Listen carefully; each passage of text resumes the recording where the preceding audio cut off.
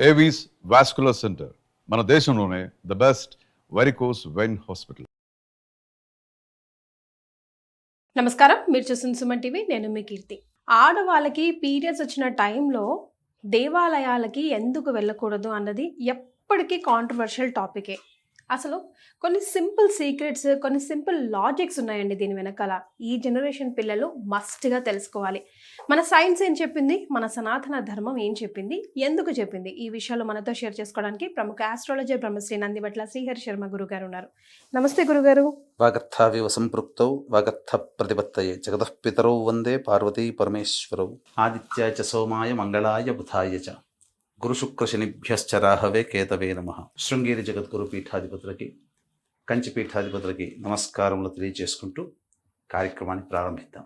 గురుగారు, ఇందాక నేను చెప్పినట్టుగా ఆడవారికి పీరియడ్స్ వచ్చే టైంలో ముఖ్యంగా దేవాలయాలకి కానీ వంటగదిలోకి ఎందుకు వెళ్ళకూడదు అన్న దానికి చాలా సీక్రెట్స్, లాజిక్స్ ఉన్నాయండి. హాఫ్ నాలెడ్జ్ పీపుల్ ఎందరో వచ్చేసి మాట్లాడడం వల్ల ముఖ్యంగా ఈ జనరేషన్ పిల్లలకి లాజిక్స్ కావాలి, వారికి క్లారిటీగా ఎక్స్ప్లెయిన్ చేయడం కావాలి. రీజనింగ్ చేస్తూ ఉంటారు, ఎందుకు అని అడుగుతారు మనం ఏమైనా చెప్పిన వెంటనే. సో ఆ విషయాన్ని మనం ఈ వీడియో ద్వారా ఇవ్వగలిగితే మన సనాతన ధర్మం ఏం చెప్తుంది, సైన్స్ దానికి ఎలా లింక్ అయింది అన్నది అర్థమవుతే కనుక తప్పకుండా పాటిస్తారని నా నమ్మకం. తప్పకుండా అమ్మా. ఎందుకనంటే ప్రస్తుతం ఉన్నటువంటి సమాజంలో చాలామంది తెలుసుకోవాల్సినటువంటి విషయం. అంటే ఈ మధ్య కొన్ని బాబాల దేవాలయాల్లో, బాబాల ఆశ్రమాల్లో స్త్రీలు బహిష్టైన దర్శనం చేసుకోవచ్చు. ముఖ్యంగా ఈ మధ్య కొంత చూశాను, బహిష్టు అయినటువంటి స్త్రీమూర్తులు కూడా అమ్మవారి దేవాలయానికి చేయవచ్చు, బహిష్టు అయిన తర్వాత కూడా అమ్మవారికి మేము పూజలు చేస్తామని చెప్పి ఒక జంట ఈ ప్రచారం జరిగింది హైటెక్ సిటీ ప్రాంతంలో. అంటే ఒక రకంగా చెప్పాలి అని అంటే వేల సంవత్సరాల నుంచి వస్తున్నటువంటి ఆచార సాంప్రదాయాల్ని మంట కలిపే విధంగా, అంటే వాటికి తిలోదగాలిచ్చే విధంగా చాలా మంది చేస్తున్నారు. ఇక్కడ గమనించాల్సింది అంటే వీక్షించేటువంటి సుమన్ టీవీ ప్రేక్షకులు కూడా సైన్స్ ప్రకారం ఏంటి, శాస్త్రం ప్రకారం మనం ఆచరించేటువంటి విధానంలో సైన్స్ ఎంత దాగి ఉంది, ఇదే విషయం సైన్స్ కూడా చెప్పినటువంటి విషయం. కాకపోతే మన వాళ్ళు ఆచార వ్యవహారాల్లో భాగంగా మనకు అలవాటు చేశారు. కానీ సైన్స్ కూడా చెప్తుంది. యాక్చువల్గా ఇతర ధర్మాలు కూడా ఇవి పాటించడం మొదలుపెట్టాయి గురుగారు ఇప్పుడు. అంటే వాళ్ళ దాంట్లో లేకపోయినా కూడా సరే భక్తి కదా, ఇందులో ఒక నిజం ఉంది కదా అన్న విషయంగా.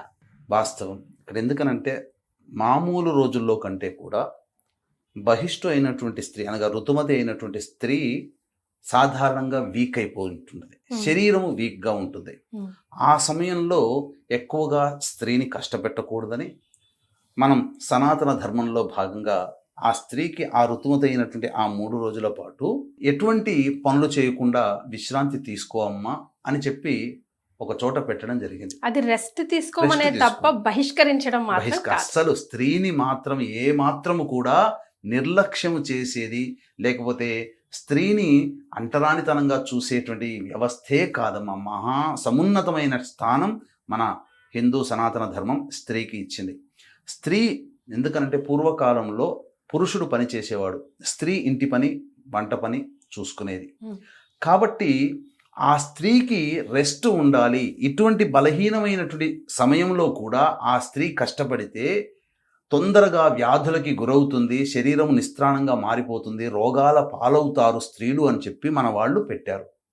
అయితే దీంట్లో భాగంగా అంటే మనకు శాస్త్రం ప్రకారం మనకు చెప్పుకున్నట్లయితే ఇటువంటి ఋతుమతి అయినటువంటి స్త్రీ పాటించాల్సినటువంటి ధర్మాలు ఏంటంటే ఎక్కడ కూడా ఇంటి చుట్టుపక్కల ఎక్కడ కూడా ఇంట్లో కూడా తిరగకుండా ఒక చోట విశ్రాంతి తీసుకో. 30 రోజుల్లో 27 రోజులు కష్టపడ్డావమ్మా, నీ శరీరానికి రెస్ట్ ఇవ్వమ్మా, మాకంటూ శరీరానికి రెస్ట్ దొరుకుతుంది అని చెప్పి అలా మీకు తీసుకోండి అని చెప్పి మన ధర్మం ఆచరింపచేసినటువంటిది. ఏ వస్తువులు కూడా తాకరాదు, బెడ్ మీద ఉన్నటువంటి వస్తువులు కానీ, అలాగే దేవాలయాలకి వెళ్ళడం కానీ, అట్లాగే పూజా గదిలో వెళ్ళడం కానీ, ముఖ్యంగా ఈ పచ్చని చెట్లు ఉంటాయి కదమ్మా, ఆ చెట్ల పొదల్లోకి కానీ, ఆ చెట్టు పరిసర ప్రాంతాల్లో కానీ వెళ్ళకూడదు. ఫామ్ హౌస్ అలాంటి ప్లేసెస్ కి కూడా వెళ్ళకూడదు. అంటే గాలి తోట అటువంటి ఉన్నట్లు. అంటే ఏంటనంటే మన శరీరంలో వాయువులు ప్రాణము, అపానము, వ్యానము, ఉదానము, సమానము, ఈ 5 రకాలైనటువంటి వాయువులు మన శరీరంలో పూర్తిగా సంచరిస్తూ ఉంటుంటాయి. ఉమ్, అందులో అపాన వాయువు అనేటువంటిది నెగటివ్ ఎనర్జీ, అంటే బయటికి వెళ్ళగలిగేటువంటిది, బయటికి వేసేటువంటిది.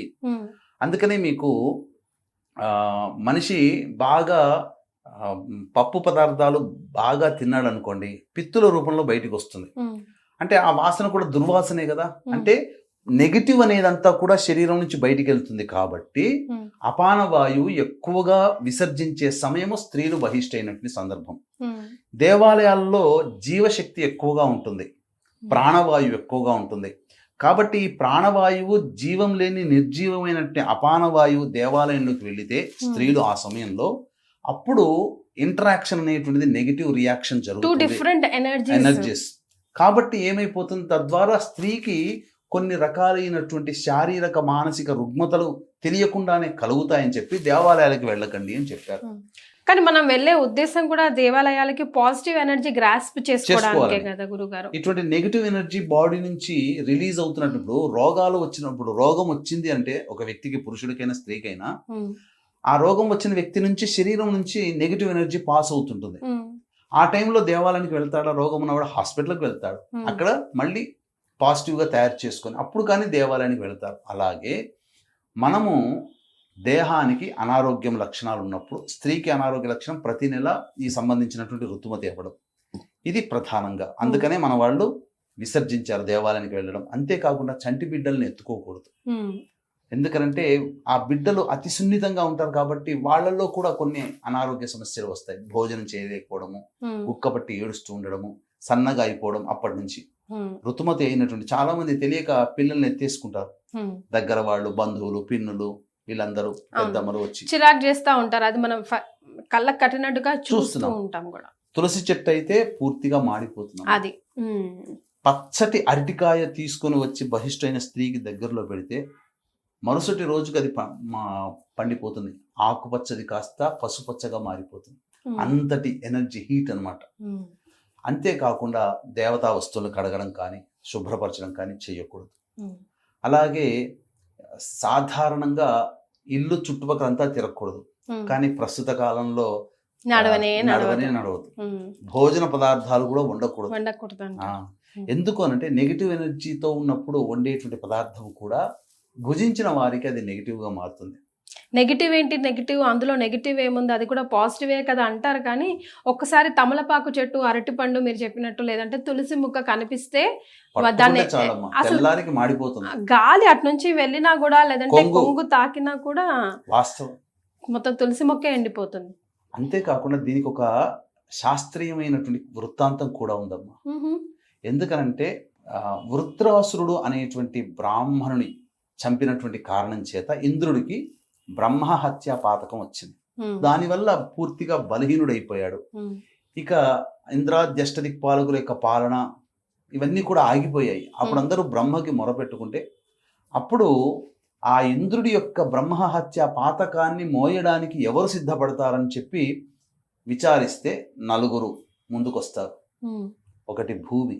ఒకప్పుడు ఈ బ్రహ్మహత్య పాతకాన్ని 25% భూమి తీసుకుంటుంది. ఒకప్పుడు ఎంత తవ్వినా ఆ తవ్విన ప్లేస్ లో మళ్ళీ పూడుకపోయేది కాదు. కానీ ఇప్పుడు ఏంటనంటే ఎంత తవ్వుతామో భూమిని, కొన్నాళ్ల తర్వాత అది మళ్ళీ పూడుకుపోయే విధంగా వరాన్ని పొందింది భూమాత.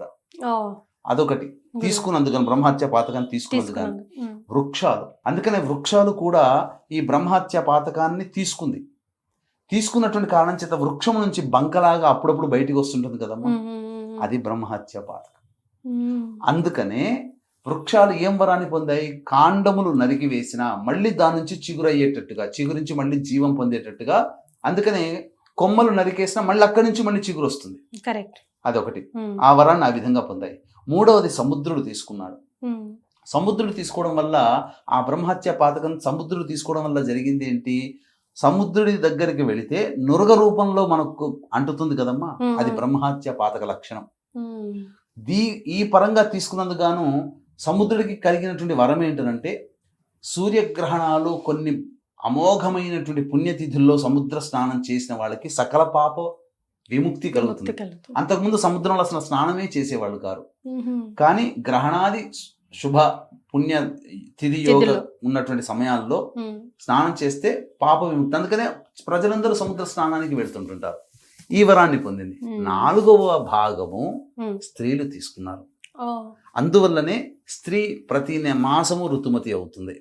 ఈ కారణం చేత స్త్రీ పొందినటువంటి వరం ఏంటి చెప్పమంటారా? గురుగారు తెలిస్తే ఇంతదా అని అంటారంటే, ఈ యొక్క సంబంధించిన బ్రహ్మహత్య పాతకాన్ని తీసుకున్నటువంటి కారణం చేత తదనంతరం 5వ రోజు నుంచి మళ్ళీ స్త్రీ గర్భధారణ జరగడానికి మరియు పవిత్రతను పొందడానికి, అశుచిగా ఉన్నటువంటి రోజు నుంచి మళ్ళీ పూర్తిగా దేహం అంతా పవిత్రతని పొందడానికి వరం తీసుకుంది. ఎలా గురుగారు? అదే ఆ వరమే పవిత్రతను పొందుతుంది. అప్పటి నుంచి పరిశుద్ధి అవుతుంది. అది ఇది ఈ విధంగా ఉన్నటువంటి దాగినటువంటి రహస్యం. ఇంద్రుని ద్వారా పొందినటువంటి శాప ప్రభావమే స్త్రీలకి వచ్చింది. బ్రహ్మహత్య పాతకాన్ని స్త్రీలు పంచుకున్నందుకు గాను అప్పటి వరకు తెలియకుండా ఎన్నో దోషాలు చేస్తుంటారు. ఏది ఋతుమతి కానంత వరకు ఆ దోషాలన్నీ కూడా ఋతుమతి అయినటువంటి కారణం తర్వాత 5వ రోజు నుంచి మళ్ళీ పరిశుద్ధురాలు అవుతారు. అది కారణం. ఇందులో ఉన్నటువంటి దాగినటువంటి అంతరార్థం. కాబట్టి సాధారణంగా నెగిటివ్ ఎనర్జీ అనేటువంటిది పాస్ అవుతున్నప్పుడు సందర్భంలో పాజిటివ్గా మనం ఉన్నటువంటి దేవాలయాలకు కానీ, పిల్లలను తాకడం కానీ, వృక్షాలని తాకడం కానీ, పవిత్రమైనటువంటి వృక్షాలని తాకడం కానీ చేయకూడదు. స్త్రీలు నియమంగా పాటించండి. కాకపోతే ఈరోజు మీరు అన్నట్టుగా ఈ రోజులు ఉన్నటువంటి సందర్భంలో వంట చేయడానికి కానీ ఇవన్నీ కూడాను తప్పని పని. ఎందుకంటే ఒకప్పుడు ఉమ్మడి కుటుంబం ఉండేది కాబట్టి అందరూ కూడా సహకరించేవాళ్ళు. ఇప్పుడు భార్య చేసుకోక తప్పదు, పిల్లలకి చేయక తప్పదు. అటువంటి పరిస్థితులు అన్నప్పుడు కనీసంలో స్నానం ఆచరించే, తల స్నానం ఆచరించైనా కానీ అది ఈ యొక్క కలియుగ ధర్మంలో, అసలు కలియుగ ధర్మ ప్రకారం అయితే పూర్తిగా అవాయిడ్ చేయమని మనకు శాస్త్రం చెప్పింది. ఇక మనం చేసేది ఏమీ లేదమ్మా. ఎందుకనంటే ఎవరు ఇప్పుడు నియమంగా ఉంటే భర్త సహకరించగలిగితే భార్యని కష్టపెట్టకుండా భర్త చేయొచ్చు, అది మార్గం. భర్త చేయలేని పక్షంలో ఇంకా ఏం చేయలేరు, ఇక మోయాల్సిందే. అందుకనే 4వ రోజు ఇల్లంతా కడుక్కోవడానికి మాత్రమే అధికారం. 5వ రోజు నుంచి మళ్ళీ శుభ్రతగా చక్కగా గోమూత్రము పూర్తిగా అన్ని ఇల్లంతా కూడా చిలకరించడం, లేదా గంగాజలాన్ని చిలకరించడం, పూజా సమయంలో దీపారాధన, ముఖ్యంగా ఆ బహిష్టు సమయంలో దీపారాధన కూడా చేయకూడదు. తను చేయకూడదు, ఎలాగో దేవుడి గదికే వెళ్ళదు కాబట్టి. ముఖ్యంగా దాంపత్యం కూడా పనికిరాదమ్మా. రైట్. సో మనం ఇవన్నీ వంట చేయడము ఇవన్నీ ఎలాగో అవాయిడ్ చేయలేము కాబట్టి అవాయిడ్ చేయగలిగింది ఏంటి? దేవాలయాలకి వెళ్ళకుండా ఉండడమే. అది కూడా 2 డిఫరెంట్ ఎనర్జీస్ని మనం గ్రాస్ప్ చేసుకోలేం కాబట్టి మనం వెళ్ళేదే ఎనర్జీని గ్రాస్ప్ చేసుకోవడానికి కాబట్టి. అంతే కదా గురుగారు? చాలా సంతోషం అండి, ధన్యవాదాలు. సర్వం శ్రీ ఉమామహేశ్వర పరబ్రహ్మార్పణమస్తు.